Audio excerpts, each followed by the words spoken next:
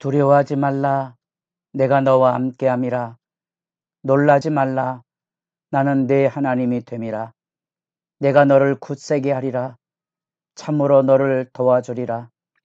참으로 나의 의로운 오른손으로 너를 붙들리라. 새벽의 기도자 여러분, 주님의 복된 은총으로 여러분들을 영접하며 이 생명의 말씀으로 새 힘을 얻어 믿음의 복된 다름질이 열려지기를 소망합니다. 오늘의 본문 말씀은 이사야 41장 1절에서 20절까지의 말씀입니다. 이 이사야 41장부터 이제 첫 번째 단락으로 구성하면 55장까지 한 단락으로 크게 보면 구원에 대한, 회복에 대한 희망이 담겨져 있는데 구원 역사에 대한 증언이 들려지고요. 그 구원이 어떻게 이루어질 것인가에 대한 하나님의 바벨론에서의 자기 백성의 해방, 그 구원 역사가 어떻게 펼쳐져 갈지에 대한 이야기가 들려지게 됩니다. 이렇게 좀 큰 흐름을 아시면 첫 번째 등장하는 중요한 인물은 고레스라는 인물이고요. 이 고레스라는 인물이 이스라엘 백성들이 기억해야 될 하나님의 선포된 이름입니다. 이사야 말씀을 통하여 포로로 끌려갈 비참한 운명 속에 산 넘고 물 건너 포로로 끌려가는 그 길에 다시 그 길에 여호와 영광이 나타나서 산은 무너지고 골짜기는 메워져서 여호와 영광이 나타날 것을 이루는 하나님께서 예고하신 등장인물이 고레스고요.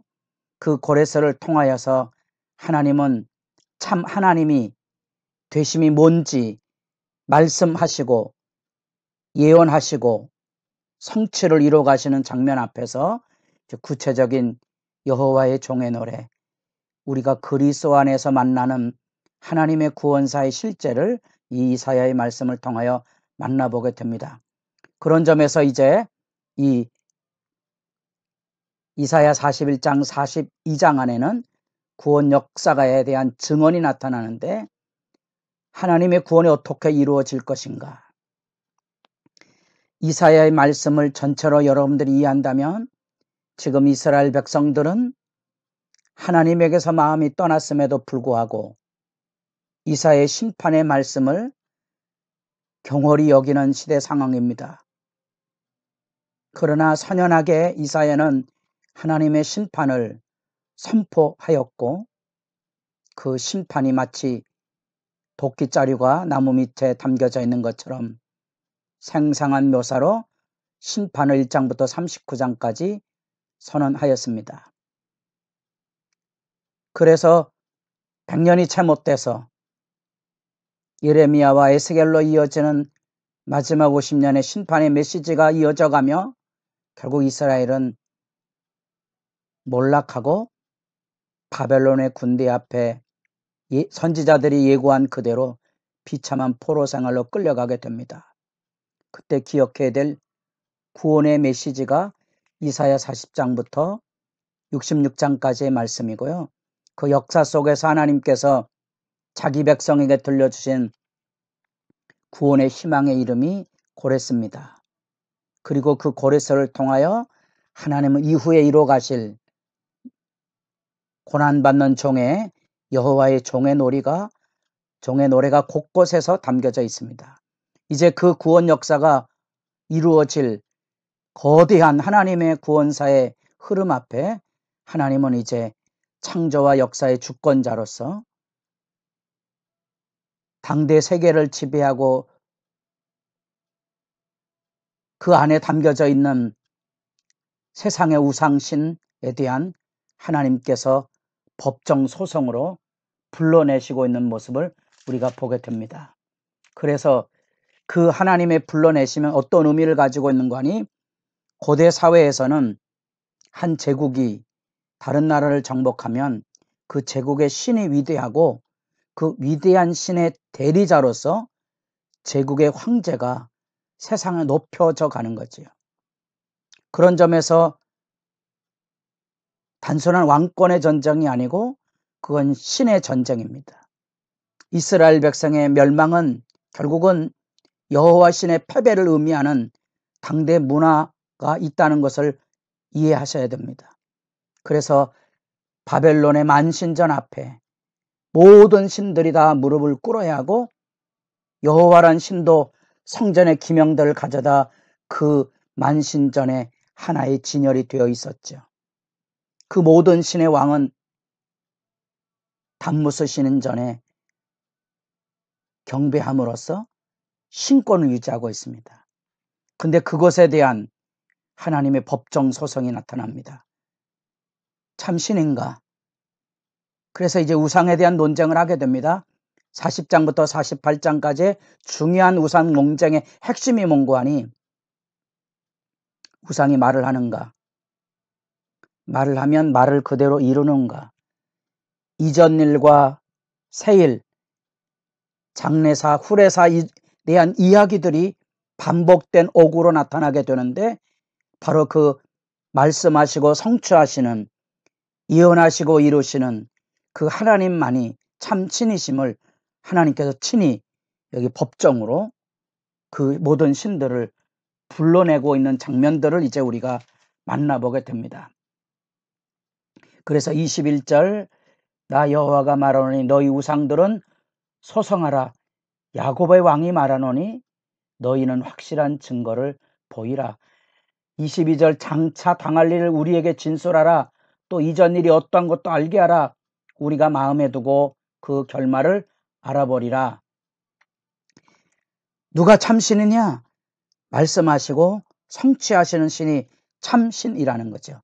이제 이 구체적인 배경을 아시고 다시 돌아가셔서 이제 본문으로 하나님의 말씀으로 돌아오시면, 이제 하나님께서 구원 역사를 어떻게 이루실 것에 대한 말씀이 1절부터 7절까지의 말씀 속에 나타나면서 구원 역사의 부르심을 이루어 가시며, 그 이루시는 역사 속에 하나님께서 이스라엘 백성을 내버리신 것이 아니고 여전히 이스라엘 백성들을 사랑하시고 심판의 그 자리까지 하나님께서 친히 찾아가셔서 바로 그 바벨론의 심장부 안에서 자기 백성을 불러내실 때 누구를 통하여 그 역사를 이루신다 그랬습니까? 2절 말씀, 동방에서 사람을 일깨워 공의로 그를 불러. 하나님의 구원 역사가 공의로 이루어질 것을 들려주고 있는 겁니다. 바로 이 동방에서 일어나는 이런 하나님이 쓰시는 일꾼, 마치 우리가 구약성경의 이스라엘 백성들을 구원했을 때 이스라엘 백성의 믿음의 조상 아브라함을 동방에서 불러내시지요. 그것에 대한 재현으로 이해하시면 이사야 41장에 48장까지 내용 안에 그 동방에서 하나님께서 이전에는 아브라함을 불러내서 구원하셨듯이 이제 그 동방에 새로운 구원자를 세워서 바벨론 포로로부터 자기 백성을 끌어내고 해방해서 자유를 드러낼 줄 건데, 그 하나님의 구원의 자의 손길이 바로 고레솔의 지칭이 되고 있었던 예언의 그 이름입니다. 희망의 이름을 가지고 살아야 하고, 그 하나님에게서 그 희망의 이름을 들었던 사람이 실제 역사 속에서 하나님의 영광을 만나보게 될 것이고요. 바로 그것을 통하여 하나님의 구원사가 이제 어떻게 이루어질 것인가를 내다보게 하시는 겁니다. 그런 점에서 하나님은 이 이스라엘과 관계를 분명히 재정립하시면서 8절에 나의 종 너 이스라엘아, 내가 택한 야곱아, 나의 벗 아브라함의 자손아, 이렇게 하나님과의 언약 관계를 확인하고 나는 네 하나님이 돼서 너희를 바벨론 포로 땅에 내버려 두지 아니하시고 분명한 구원을 이루실 구원의 경륜의 이야기를 하시며, 서두에 읽었던 10절 말씀, 많은 분들이 암송하고 있는 내용입니다. 두려워하지 말라, 내가 너와 함께 함이라. 말씀의 의미를 이해하셨습니까? 멸망의 자리에 떨어진 그 삶 안에도 하나님은 여전히 변치 아니하시고 자기 백성에 대한 구원과 회복과 사랑을 그분은 가지고 계신 겁니다. 우리는 하나님께로 가야 됩니다. 우리는 예수님에게로 가야 됩니다. 그 예수님에게 가서 이 구체적인 확신의 말씀, 그 말씀을 들어야 하고 그 구원과 축복의 이 약속을 우리가 마음에 새겨서 우리가 하나님 앞에 이 기도하는 이 시간 하늘의 행복으로 충만해져야 되는데 이 구원과 축복의 시대가 다시 돌아올 거라는 거죠. 다시 하나님께서 타작 기계를 통하여 이 세상에 죄악으로 왜곡된 현실을 갈아엎으시고 새로운 구원의 역사를 이루실 것을 생생하게 들려주고 있다는 사실입니다. 그래서 그 구원의 역사를 설명하며 우리 40장에서 구원사의 9절, 10절, 11절에 40장의 목양의 의미를 담겨져 하나님께서 자기 백성을 다시 선한 목자가 되어 부으실 것처럼 말씀하시는 것처럼 우리 41장 17절부터 20절까지는 하나님의 울창한 비옥하고 다시 축복의 울창한 숲과 비옥한 땅이 열려지는 그런 하나님의 축복의 땅을, 축복의 역사를 들려주고 있습니다. 우리는 이 말씀 앞에서 세상을 창조하시고 섭리하시는 주권 역사에 대한 신앙을 가지고 하나님 앞에 서기를 바라고 하나님은 그 심판 속에서도 변함없는 언약으로 자기 백성을 부르시기에 이스라엘 백성들에게도 심판의 고통을 견디게 할 약속을 주셨던 것처럼 우리가 이 말씀을 읽어가며 우리 믿음의 그 끝에까지 우리를 붙들고 동행하고 건져내고 치유하실 영광을 내다보시며 기도의 감격이 살아있기를 바랍니다.